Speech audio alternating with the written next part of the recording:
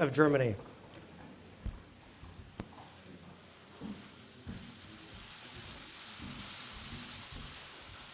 Good morning, everybody. Please be seated.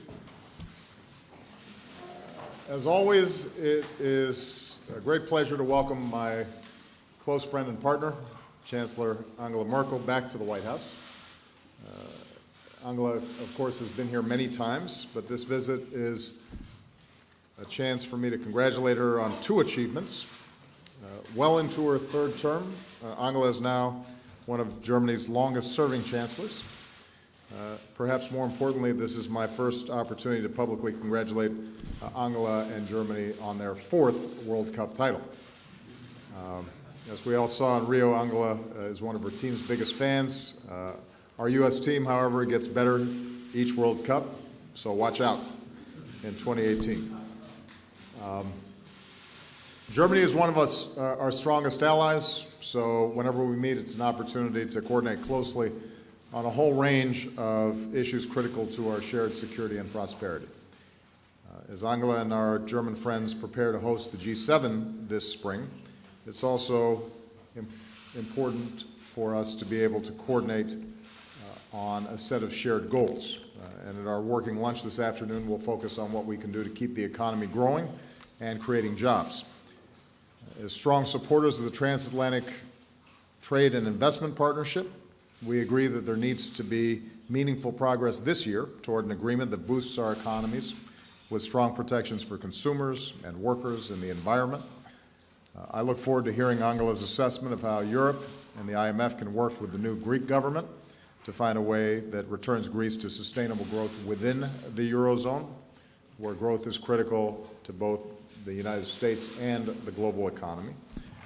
And we'll be discussing our work to get all major economies to take ambitious action on climate change, including our initiative to limit public financing for coal-fired power plants overseas, and our global efforts to phase down some of the most dangerous greenhouse gases. Our discussion this morning focused on global security issues. We reaffirmed our commitment to training Afghan security forces and supporting a sovereign, secure, and united Afghanistan. We agree that the international community has to continue enforcing existing sanctions as part of our diplomatic effort to prevent Iran from obtaining a nuclear weapon, even as the P5+1 works closely together to do everything we can to try to achieve a good, verifiable deal. Two issues in particular that dominated our workday this morning, Russia's aggression against Ukraine and the international fight against ISIL. With regard to Russia and the separatists it supports in Ukraine, it's clear that they violated just about every commitment they made in the Minsk agreement. Instead of withdrawing from eastern Ukraine, Russian forces continue to operate there, training separatists and helping to coordinate attacks. Instead of withdrawing its arms, Russia has sent in more tanks and armored personnel carriers and heavy artillery. With Russian support, the separatists have seized more territory and shelled civilian areas, destroyed villages, and driven more Ukrainians from their homes. These are the facts. But Russian aggression has only reinforced the unity of the United States and Germany and our allies and partners around the world. And I want to thank Angela for her strong leadership and partnership as we've met this challenge. Chancellor Merkel and Vice President Biden met with Ukrainian President Poroshenko in Munich over the weekend, and Angela also shared with me the results of her talks in Moscow. We continue to encourage a diplomatic resolution to this issue, and as diplomatic efforts continue this week, we are in absolute agreement that the 21st century cannot stand idle, have us stand idle and simply allow the borders of Europe to be redrawn at the barrel of a gun. So today we've agreed to move forward with our strategy. Along with our NATO allies, we'll keep bolstering our presence in Central and Eastern Europe, part of our unwavering Article 5 obligation to our collective defense. We will continue to work with the IMF and other partners to provide Ukraine with critical financial support as it pursues economic and anti-corruption reforms. We discussed the issue of how best to assist Ukraine as it defends itself, and we agreed that sanctions on Russia need to remain fully in force until Russia complies fully with its obligations. Even as we continue to work for a diplomatic solution, we are making it clear again today that if Russia continues on its current course, which is ruining the Russian economy and hurting the Russian people, as well as having such a terrible effect on Ukraine, Russia's isolation will only worsen both politically and economically. With regard to ISIL, Germany and the United States remain united in our determination to destroy this barbaric organization. I thanked Angela for her strong support as a member of the international coalition that is working in Iraq. In a significant milestone in its foreign policy, Germany has taken the important step of equipping Kurdish forces in Iraq, and Germany is preparing to lead the training mission of local forces in Erbil. Germany is a close partner in combating the threat of foreign terrorist fighters, which was the focus of a special session of the UN Security Council that I chaired last fall. And under Angela's leadership, Germany is moving ahead with new legislation to prevent fighters from traveling to and from Syria and Iraq. At the same time, both Angela and I recognize that young people in both our countries, especially in Muslim communities, are being threatened and targeted for recruitment by terrorists like Al-Qaeda and ISIL. And protecting our young people from this hateful ideology so that they're not vulnerable to such recruitment is first and foremost a task for local communities, families, neighbors, faith leaders who know their communities best. But we can help these communities, starting with the tone and the example that we set in our own countries. So I want to commend Angela for her leadership speaking out forcefully against xenophobia and prejudice, and on behalf of pluralism and diversity. She's made it clear that all religious communities have a place in Germany, just as they do here in the United States. And we're grateful that our German friends will be joining us at our summit next week on countering violent extremism, because this is a challenge our countries have to meet together. And let me end on a historic note. This year marks the 70th anniversary of the end of the Second World War. It marks the 25th anniversary of the reunification of Germany. So in a time when conflicts around the world sometimes seem intractable, when progress sometimes seems beyond grasp, Germany's story gives us hope. We can end wars, countries can rebuild, adversaries can become allies, walls can come down, divisions can be healed. Germany's story and the story of Angela's life remind us that when free people stand united, our interests and our values will ultimately prevail. And as we look to the future, as I prepare to visit Bavaria in June, I'm grateful for my partnership with Angela, as Americans are grateful for their partnership with the people of Germany. Chancellor Merkel. Ja, sehr geehrter Herr Präsident, lieber Barack, ich freue mich.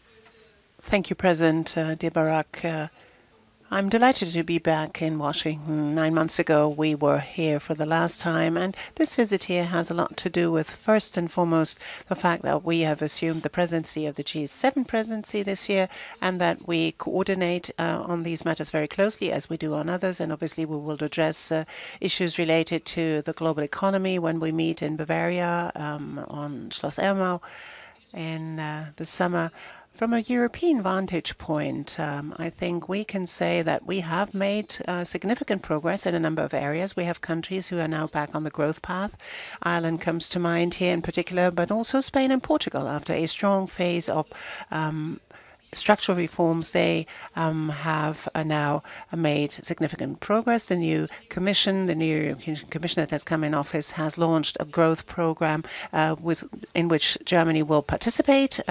We will pin our hopes basically on growth and infrastructure, but also on other growth projects. For example, the digital economy. If I think of the state of the digital economy in the United States, there is a lot of things to be done by the Europeans now. I would say that a free trade agreement, the conclusion of a free trade agreement, for example, would also go a long way towards boosting growth. We know that you are very much engaged in the Asian Pacific area. There are a lot of free trade agreements there as well. And Germany will come out very forcefully in seeing that the negotiations between the EU and the United States on free trade agreements are pursued in a vigorous manner. It's in our own vested interest, in the interest of the United States, but also in the German interest. We are dealing basically on our G7 agenda with health issues. Let me just mention one. What sort of lessons have we drawn, for example, from the terrible Ebola epidemic? I think the one thing that we've learned is that the international organizations, the international community has to be quicker in reacting to such epidemics, and the G7 can give a very important contribution to doing this. And we're also interested, for example, in seeing Gavi be successful. We're delighted to be able to conclude the replenishment conference that has just been completed in Germany so successfully. Then we dealt with security issues this morning. It is true, Germany this year celebrates the 25th anniversary of its reunification. This would not have been possible, not have been achievable without our transatlantic partners, without the support of the United States of America, and we will always be grateful for this. And it is one case in point that it is well worth the effort to stand by one's values for decades, to pursue long-term goals and not relent in those efforts. After we thought in the 90s maybe that things would turn out somewhat more easily, somewhat less complicated, now we see ourselves confronted with a whole wealth of conflicts, and very complex ones as that. We worked together in Afghanistan. We talked about this as well. Germany has decided in its fight against IS to give help, to deliver training missions, to deliver also weapons if necessary. We work together on the Iran nuclear program, where we also enter into a crucial phase of negotiations. One particular priority was given to the conflict between Ukraine and Russia this morning. We stand up for the same principles of inviolability of territorial integrity. For somebody who comes from Europe, I can only say if we give up this principle of territorial integrity of countries, then we will not be able to maintain the peaceful order of Europe that we've been able to achieve. And this is not just any old point. It's an essential, a crucial point, and we have to stand by it. And Russia has violated the territorial integrity of Ukraine in two respects, in Crimea and also in Donetsk and Luhansk. So we are called upon now to come up with solutions, but not in the sense of a mediator, but we also stand up for the interests of the European peaceful order. And this is what the French president and I have been trying to do over the past few days. We're going to continue those efforts, and I'm very grateful that throughout the Ukraine crisis, we have been in very, very close contact with the United States of America and Europe on sanctions, on diplomatic initiatives, and this is going to be continued. And I think that's indeed one of the most important messages we can send to Russia and need to send to Russia. We continue to pursue a diplomatic solution, although we have suffered a lot of setbacks. These days we will see whether all sides are ready and willing to come to a negotiated settlement. I've always said I don't see a military solution to this conflict, but we have to put all our efforts in bringing about a diplomatic solution. So there's a whole host of issues that we need to discuss. Over lunch, we will continue to talk about climate protection, about sustainable development and the sustainable development goals. So yet again, thank you very much for the very close cooperation, the very close coordination, and the possibility to have an exchange of views on all of these crucial issues. I think not only in hindsight can we safely say that the United States have always stood by us, have helped us to regain our unity in peace and freedom, but we can also say we continue to cooperate closely if it is about solving the conflicts of the world today. Unfortunately, there are many of them, and we will continue to do so in the future. Thank you for your hospitality. First question, Steve Muffson, Washington Post.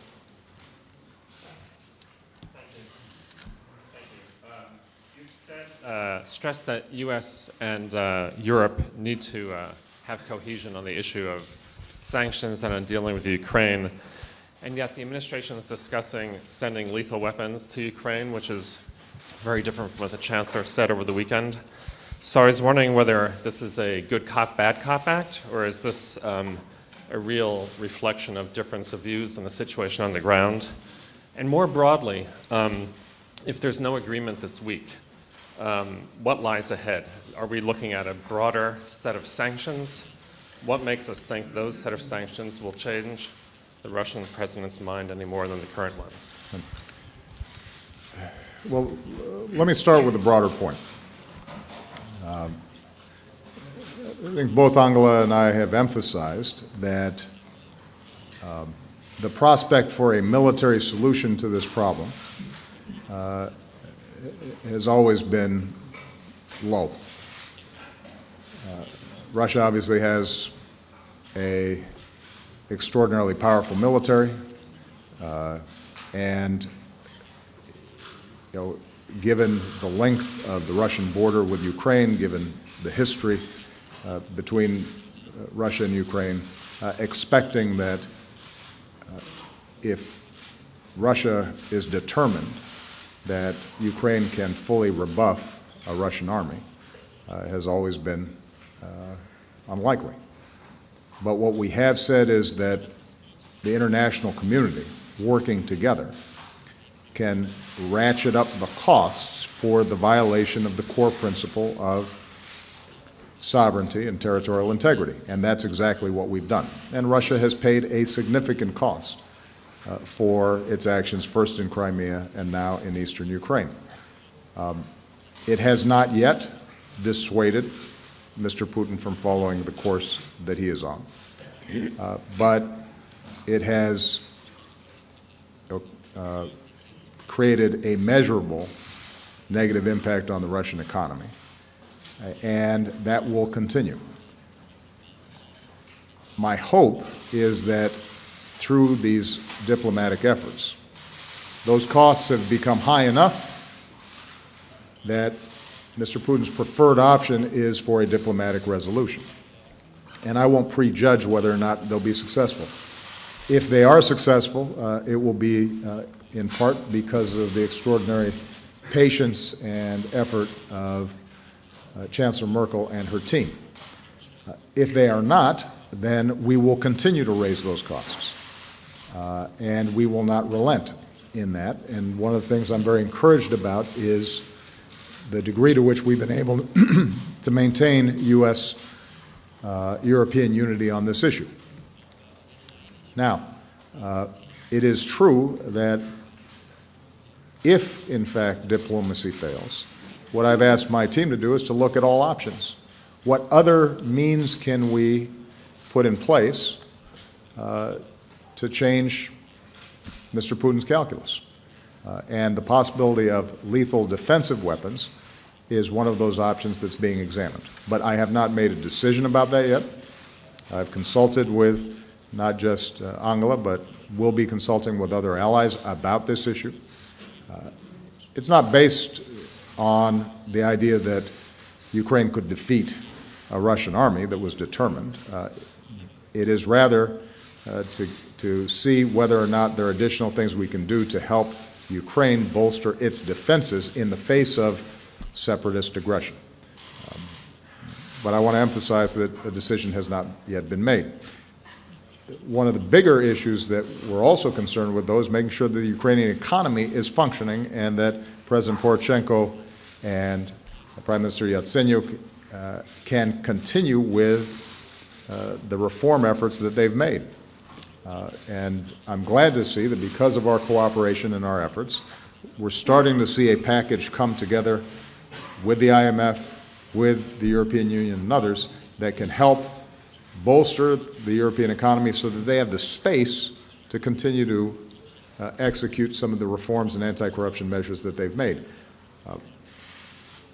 One of the most important things we can do for Ukraine is help them succeed economically, because that's how people on the ground feel this change, this transformation inside of Ukraine. If that experiment fails, then the larger project of an independent Ukraine will fail. And so we're going to do everything we can to help bolster that.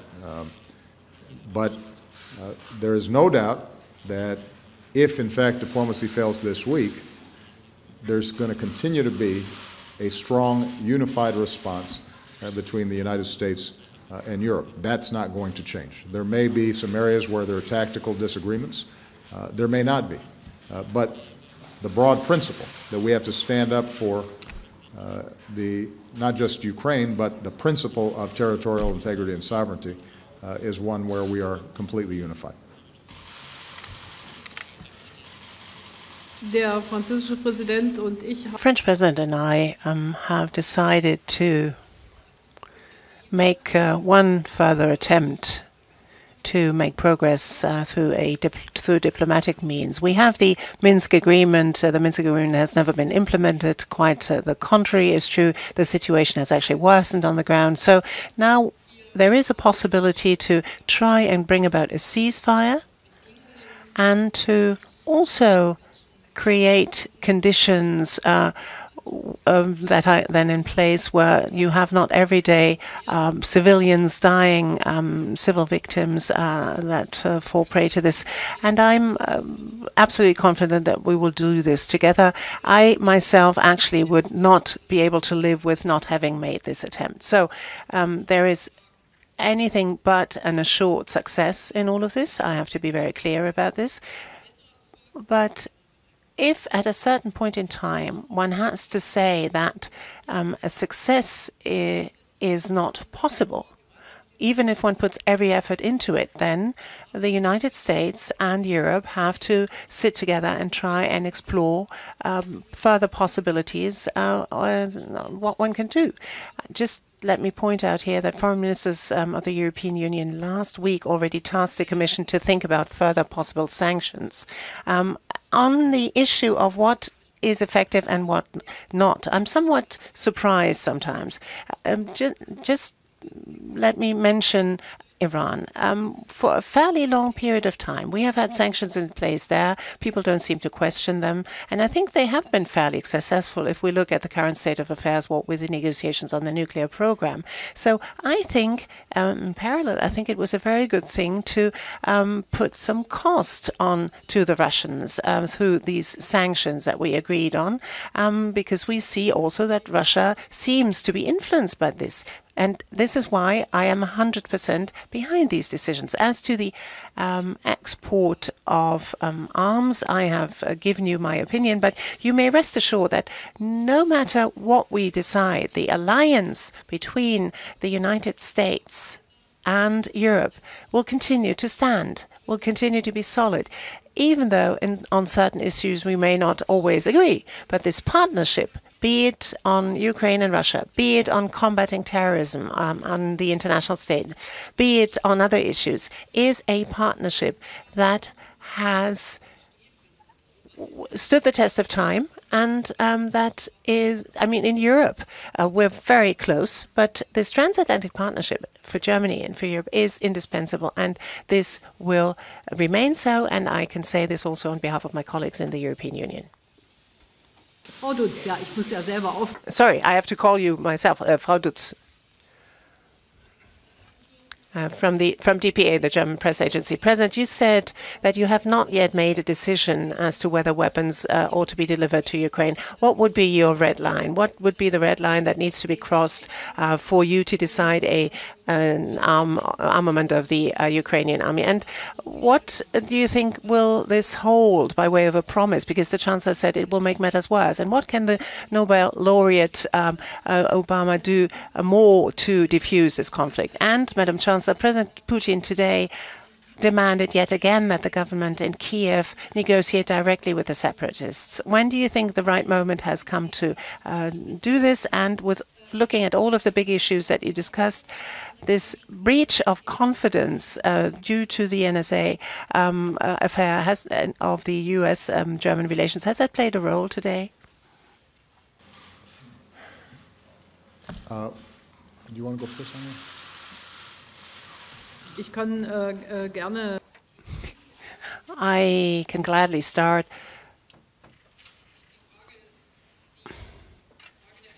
The question as to how one assesses the effectiveness of certain measures has been actually dealt with. The president has not yet made a decision. As he said, what's important for me is that we stand very closely together on the question of a new, renewed diplomatic effort. We keep each other informed. We're in close touch, and nobody wishes more for a success than the two of us who stand here side by side. But this would also mean not only having a ceasefire in place, but to also, over and above that, having certain rules in place. And you said the Russian president himself thinks there ought to be direct contracts. Let me just point out to you, these direct contracts already exist through the trilateral contact group with representatives from Donetsk and Luhansk. And the problem of the last few days and the problem of the last meetings actually was rather more than that there was not really that much of an end result if they met at all, or if representatives from Donetsk and Lugansk were there at all. Sometimes they didn't even arrive. And this was, after all, for me, the core of the Minsk agreement, that there are local elections in accordance with the Ukrainian constitution, and that the outcome of that is that you have representatives, authorities that can speak for those regions. And the Ukrainian president has paved the way for this to giving certain specific status to the oblasts of Lugansk and Donetsk. And these elections are an essential point, and that will then enable us to say, well, maybe now there can be contacts even without a trilateral group. And this is, after all, on the agenda of the many talks that we need to make. But I can very well understand the Ukrainian side that on the territory that they consider to be part of their territory, and that anything else would violate their territorial integrity, that they want to actually see that elections take place there. And that has also been stated by the President Putin, that he wishes to see those elections happening there. Now, on the NSA issue, I think there are still different assessments on individual issues there. But if we look at the sheer dimension of the terrorist threat, we are more than aware of the fact that we need to work together very closely. And I, as German Chancellor, want to state here very clearly that the institutions of the United States of America have provided us, and still continue to provide us, with a lot of very significant, very important information that also ensure our security. And we don't want to do without this. There are other possibilities through the cyber dialogue, for example, to continue to talk about the sort of protection of privacy versus data protection and so on, and security. But this was basically, combating terrorism was basically in the foreground today. Providing lethal weapons to Ukraine. It's important to point out that we have been providing assistance to the Ukrainian military generally. That's been part of a long-standing relationship between NATO and Ukraine. And our goal has not been for Ukraine to be equipped to carry on offensive operations, but to simply defend itself. And President Poroshenko has been very clear. He's not interested in escalating violence. He is interested in having his country's boundaries respected by its neighbor. So there's not going to be any specific point at which I say, clearly lethal defensive weapons would be appropriate here. It is our ongoing analysis of what can we do to dissuade Russia from encroaching further and further on Ukrainian territory. Our hope is that that's done through diplomatic means. And I just want to emphasize here once again, for the benefit not just of the American people, but for the German people, we are not looking for Russia to fail. We are not looking for Russia to be surrounded and contained and weakened. Our preference is for a strong, prosperous, vibrant, confident Russia that can be a partner with us on a whole host of global challenges. And that's how I operated throughout my first term in office. Unfortunately, Russia has made a decision that I think is bad for them strategically, bad for Europe, bad for the world. And in the face of this aggression and these bad decisions, we can't simply try to talk them out of it. We have to show them that the world is unified in imposing a cost for this aggression. And that's what we're going to continue to do. With respect to the NSA, I'll just make this point very briefly.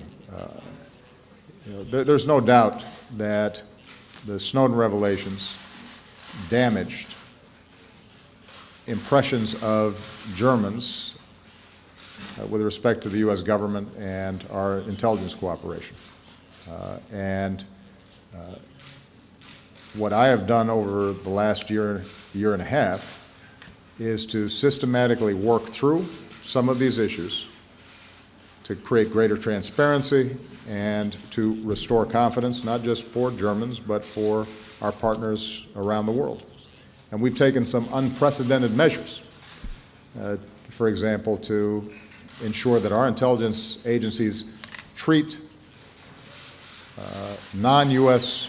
citizens in ways that are consistent with due process and their privacy concerns. It's something that I put in a presidential order and has not been ever done not only by our intelligence agencies, but I think by most intelligence agencies around the world. There are going to still be areas where we've got to work through these issues. We have to internally work through some of these issues because they're complicated, they're difficult. If we are trying to track a network that is planning to carry out attacks in New York or Berlin or Paris, and they are communicating primarily in cyberspace, and we have the capacity to stop an attack like that, but that requires us then being able to operate within that cyberspace. How do we make sure that we're able to do that, carry out those functions, while still meeting our core principles of respecting the privacy of all our people? And given Germany's history, I recognize the sensitivities around this issue. What I would ask would be that the German people recognize that the United States has always been on the forefront of trying to promote civil liberties, that we have traditions of due process that we respect, that we have been a consistent partner of yours in the course of the last 70 years and certainly the last 25 years in reinforcing the values that we share. And so occasionally I would like the German people to give us the benefit of the doubt, given our history, as opposed to assuming the worst, assuming that we have been consistently your strong partners and that we share a common set of values. And if we have that fundamental underlying trust, there are going to be times where there are disagreements and both sides may make mistakes and there are going to be irritants like there are between friends, but the underlying foundation for the relationship remains sound. Christy Parsons. Thank you, Mr. President. The Iran nuclear negotiators have now missed 2 deadlines. Should the upcoming March deadline for talks be the final one?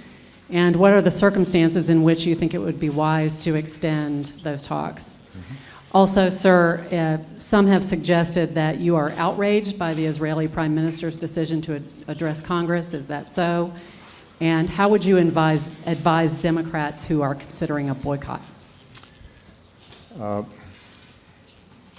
First of all, we understood, I think, from the start when we set up the interim agreement with Iran that it would take some time to work through incredibly complex issues and a huge trust deficit between the United States and Iran, and the world in Iran, when it comes to their nuclear program. So I think there was always the assumption that although the interim agreement lasted a certain period of time, that we would probably need more time to move forward.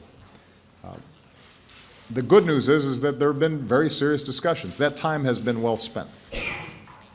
During this period of time, issues have been clarified, gaps have been narrowed, the Iranians have abided by the agreement. So this is not a circumstance in which, by talking, they've been stalling and meanwhile advancing their program. To the contrary, what we know is the program has not only been frozen, but with respect to, for example, 20% enriched uranium, they've reversed it. And so we're in a better position than we were before the interim program was set up. Having said all that, the issues now are sufficiently narrowed and sufficiently clarified where we're at a point where they need to make a decision.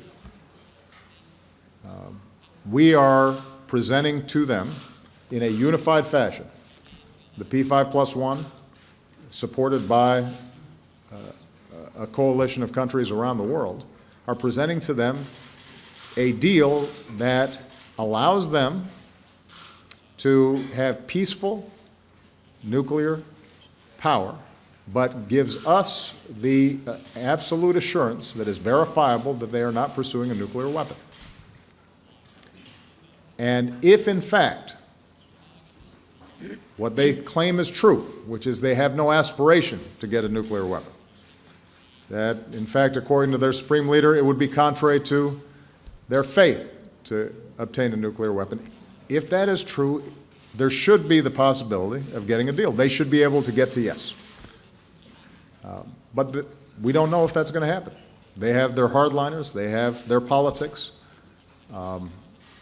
And the point, I guess, is, Christy, at this juncture, I don't see a further extension being useful if they have not agreed to the basic formulation and the bottom line that the world requires to have confidence that they're not pursuing a nuclear weapon.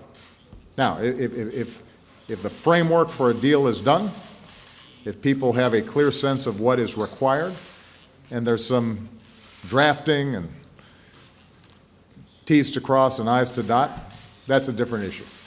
But my view, and I've presented this to members of Congress, is that we now know enough that the issues are no longer technical. The issues now are, does Iran have the political will and the desire to get a deal done? And we could not be doing this were it not for the incredible cohesion and unity that's been shown by Germany, by the other members of the P5+1, which I should acknowledge includes Russia. I mean, this is an area where they've actually served a constructive role, and China's served a constructive role, and there has been no cracks in this on the P5+1 side of the table. And I think that's a testament to the degree to which we are acting reasonably in trying to actually solve a problem. With respect to Prime Minister Netanyahu, as I've said before, I talk to him all the time. Our teams constantly coordinate. We have a practice of not meeting with leaders right before their elections, 2 weeks before their elections. As much as I love Angela, if she was 2 weeks away from an election, she probably would not have received an invitation to the White House. And I suspect she wouldn't have asked for one. So, you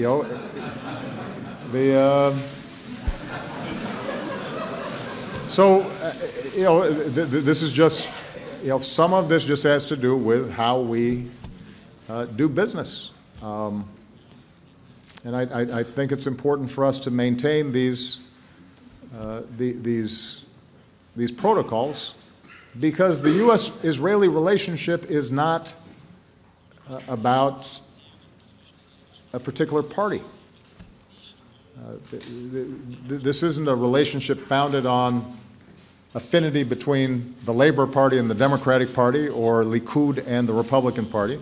This is the U.S.-Israeli relationship that extends beyond parties and has to do with that unbreakable bond that we feel. And our commitment to Israel's security and the shared values that we have. And the way to preserve that is to make sure that it doesn't get clouded with what could be perceived as partisan politics. Whether that's accurate or not, that is a potential perception, and that's something that we have to guard against. Now, I don't want to be coy. The Prime Minister and I have a very real difference around Iran sanctions. I have been very clear, and Angela agrees with me, and David Cameron agrees with me, and the others who are a member of the negotiations agree that it does not make sense to sour the negotiations a month or two before they're about to be completed. And we should play that out. If, in fact, we can get a deal, then we should embrace that. If we can't get a deal, then we'll have to make a set of decisions. And as I've said to Congress, I'll be the first one to work with them to apply even stronger measures against Iran. But what's the rush? Unless your view is that it's not possible to get a deal with Iran, and it shouldn't even be tested. And that I cannot agree with, because as the President of the United States, I'm looking at what the options are if we don't get a diplomatic resolution. And those options are narrow and they're not attractive. And from the perspective of U.S. interests, and I believe from the perspective of Israel's interests, although I can't speak for, obviously, the Israeli government, it is far better if we can get a diplomatic solution. So there are real differences substantively, but that's separate and apart from the whole issue of Mr. Netanyahu coming to Washington. All right? Herr Soric, yeah. Mr. Soric, please. Ms. Merkel, you just said the question is what will be effective in the Ukrainian crisis, and diplomacy, as you said yourself, has not really made all that, has not really brought about that much of a progress. Can you understand the impatience of the Americans when they say we ought to now deliver weapons? And what makes you feel confident that diplomacy will carry the day in the next few days and weeks? And on Greece, obviously, I also have to ask you, what is your comment on the most recent comments of the Greek Prime Minister, who says, let's end those programs, and I'm going to stand by the promises I made during the election campaign. How do you envisage the further cooperation with the Greek government? And to you, Mr. President, I address the question. There's quite a lot of pressure by members of your government who say weapons should be delivered to the Ukrainians. Now, you yourself have said you want to ratchet up the cost that Putin has to bear and then make him relent and give in, maybe. And you said all options have to be on the table, so apparently also weapons. So what makes you so sure that these weapons will not only go into the hands of the irregular Ukrainian army, but will then also perhaps get into the hands of separatists, of militias on the Ukrainian side, who are accused by Amnesty International and other NGOs of having violated human rights? Thank you. Whenever you have political conflict, such as the one that we have now between Russia and Ukraine, but also in many other conflicts around the world, it has always proved to be right to try again and again to solve such a conflict. We've spoken at some length about the Iranian conflict. Here, too, we are expected to try time and again, and there's always a point where you say, well, all of the options are on the table, we've gone back and forth, but then one has to think again. Looking just at the Middle East conflict, for example, how many people have tried to bring about a solution to this conflict, and I've welcomed it every time, and I'm going to participate and support it every time, because I think every time it has been well worth the effort. Now, when you have a situation now where every night you see people dying, you see civilian casualties, you see the dire conditions under which people live, it is incumbent upon us as politicians. We owe it to the people to explore every avenue until somebody gives in. But we've grown up under conditions. I have to point this again. where we said nobody would have dreamt of German unity. The people who have said in West Germany, remember, they said, well, should we keep up citizenship of Germany for the GDR? They've been criticized by people who, as some who harbor revanchist ideas. And then think of President Reagan when he said, Mr. Gorbachev, tear down this wall, standing in front of the Brandenburg Gate. Many people said at the time, how can you possibly say that? But it was right. We have no guarantee. I cannot give you a guarantee for the outcome of the Wednesday talks or for other talks, and maybe nothing will come out of it, but then we're called upon again to think about a new possibility. And since we thought about every step of the way, will this be effective or not, we will continue to do so. A lot of things have to be thought about, and I'm very glad that with the American president, I have always been able to put all of the cards on the table and discuss the pros and cons. In my speech in Munich, I gave you clearly where I stand, but we'll continue to try it. I think that's why we are politicians. That's why we chose these professions. Others have to do other things. Researchers have to all of the time find new things to explore, and people have to, and we have to see that the well-being, the prosperity of our people is ensured. But we never have a guarantee that the policies we adopt will work, will have the effect. Oh, sorry, Greece. I almost forgot. Yes. On Wednesday, there's going to be a Eurogroup meeting. And I think what counts is what Greece will put on the table at that Eurogroup meeting, or perhaps a few days later. The German policy, ever since 2010, has been aimed at Greece staying a member of the Eurozone. I've said this time and again. The basic rules have always been the same. You put in your own efforts, and on the other side, you're being shown solidarity as a quid pro quo. The three institutions of the Troika, the ECB, the European Union Commission, and the IMF, have agreed on programs. These programs are the basis of any discussion we have. I've always said I will wait for Greece to come with a sustainable proposal, and then we'll talk about this. The point Angela made, I think, is right, which is we never have guarantees that any particular course of action works. As I've said before,